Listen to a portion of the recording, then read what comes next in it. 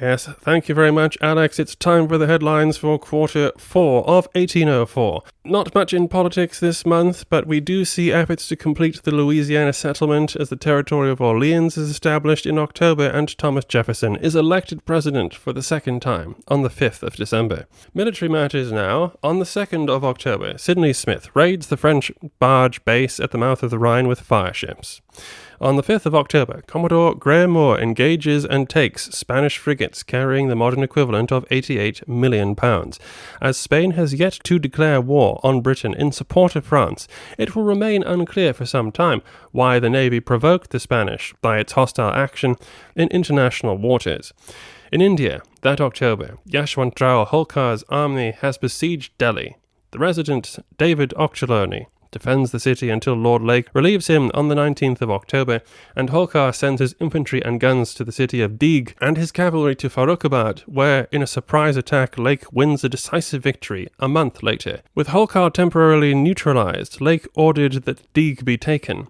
The town and fortress is a possession of the Raja of Bharatpur, whose son made an alliance with Holkar in the summer. A battle is fought on the 13th of November, which destroys the last of Holkar's infantry, and the siege lasts from the 11th to the 24th of December, ending in a British victory.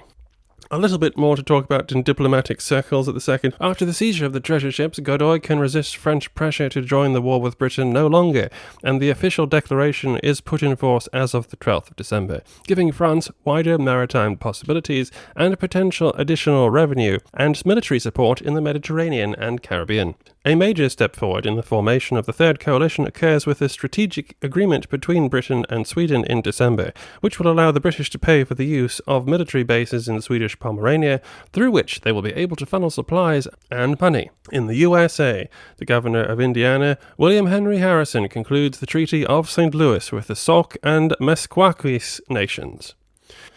Special announcements of great consequence for discussion now in an event both political and diplomatic, which is also the event of the season in Paris. Napoleon Bonaparte is crowned emperor at Notre Dame on the 2nd of December.